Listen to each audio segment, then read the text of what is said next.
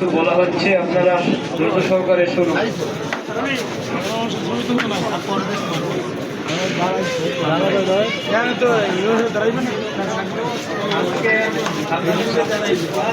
আমার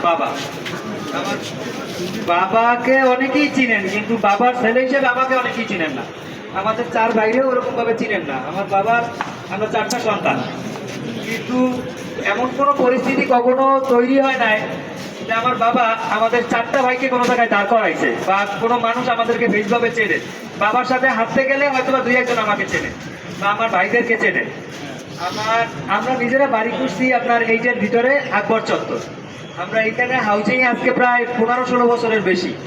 আমার বাবার সাথে যত মানুষের ওঠা বসা আছে, সবাইকে আমি ভালোভাবে চিনিও না, আবার অনেকে জানিও না। রাস্তায় দেখা হলে বলে তোমার বাবার নাম এরকম, এই না ওই রকম ভাবে চিনতাম। তো যাক, এখন আমার বাবা আজকে অনেকদিন পর্যন্ত অসুস্থ। 2014 সালে তার 2টা হার্টের রিং বসাইছিলাম। সেই সময় মানে এমন পরিস্থিতি হয়েছিল যে 14 থেকে আজকে 24 পর্যন্ত আসবে, এটা আমরা কখনো কল্পনা করিনি। অনেক একটা ব্রয়লার মুরগির মতো, ফার্মের মতো তারা রাখছি। যতটুকু মানে টেনশন সে না নিলে নয়, সেই টেনশনটা সে নেছে। আমাদের 4টা ভাইকে মানুষ করতে যায় অনেক কষ্ট করছে, সে ফ্যামিলি যারা মানুষ করতে যায় অনেক কষ্ট করছে। গতকালকে তার ভিতরে হচ্ছে যে গতকালকে আপনার আমি দুপুরে, আমার একটা ব্যবসা প্রতিষ্ঠান আছে সাগরদী বাজারে। আমি কালকে দুপুরে যখন বাসায় আসছি, দেখতেছি আমার বাবা রেডি হইতেছে। আমি জিজ্ঞেস করলাম, কই যাও তুমি এই দুপুরবেলা? তোর আম্মারে নিয়ে একটু ডাক্তার দেখাই দেবে। আর আমার মাঝে মাঝে রাত্রে বুক আটকে যায়, আমি একটু ডাক্তারটা দেখাই আসি। ডাক্তার দেখাইতে গেছে। রাত্র 10টায় ফোন দিয়েছি, তুই কই? বলতেছে যে ডাক্তারের টেস্ট দিয়েছে, আমি ল্যাবে গিয়ে আছি, টেস্ট করাইয়ে বাসায় যাবো। রাত্র 1টায় আমি দোকান বন্ধ করে এসে তারা ফোন দিছি, তুমি কই? বলতেছে আমি রিক্সায় আসতেছি। আমার আবার একটা দিয়েছি কি, আমি ঈদের সময় আমার বাবার জন্য 4টা শার্ট কিনছিলাম। 4টা শার্ট দেওয়া হয় নাই। 4টা শার্টের ভিতরে আমার মামার জন্য কিনছিলাম একটা, আর আমার বাবার জন্য কিনছিলাম 3টা। তা আমি কেউ দিতে পারি নাই। কালকে 4টা পরে এসে আয়নার সামনে বসে অনেক ট্রায়াল দিচ্ছে। ট্রায়াল দিয়ে একবার বলতেছে, বাবা আমার গায়ে তো শার্ট লাগে না, আমার জন্য তুমি একটা বড় শার্ট আনতে পারতা। তুমি আমার জন্য শার্ট আনার দরকার নাই, একটা গেঞ্জি আনতো। আমি বাবারে বললাম, বাবা মাল আনতে তো সোমবার ঢাকা যাবো, তোমার জন্য একটা গেঞ্জি আমি নিয়ে আসি। আমার বাবা একটা তামার আংটি আছে, দেখো এই আংটিটা। তখন আমি তারে বলছি, বাবা আমি যখন ইনকাম করবো তোমার আমি একটা স্বর্ণের আংটি কিনে দেবো। আমি আমার বাবার জন্য আয়তুল কুরসির একটা স্বর্ণের ওয়েবসাইট আজকে আনছি, কিন্তু আমার বাবার আমি ঘোরাইতে পারি না।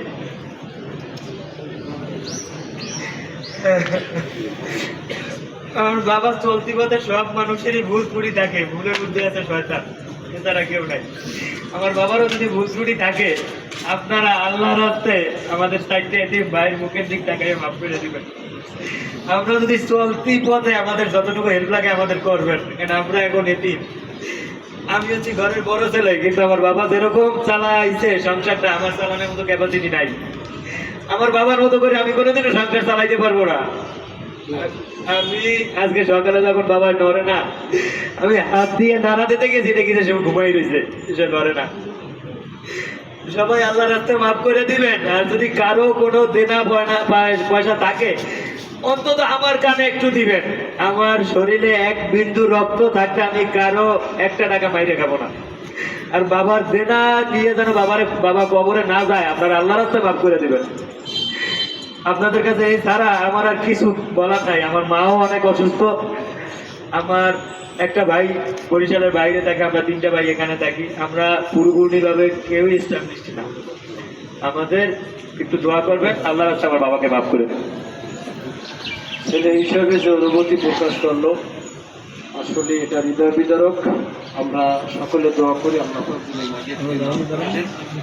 জান্নাতুল ফেরদাউস নসিব করেন। জানাজা নামাজ ফরজে কিফায়া তাকবীরের সাথে ইমামের হোসেন আদায় করিতেছি। আল্লাহু আকবার। তাকবীর বলার পরে সানা পড়ব, এরপরে তাকবীর হবে দুরূদ শরীফ, এরপরে তাকবীর হবে লম্বাটি দোয়া, আল্লাহুম্মা গফির লি হাইয়িনা মাইয়িতিনা শাহিদিনা ওয়া গায়বিনা সাগীরিনা কাবীরিনা যাকারিনা ওয়া উনসানা। اللهم من أحييته منا فأحيي على الإسلام ومن توفيته منا فتوفه على الإيمان برحمتك। আমরা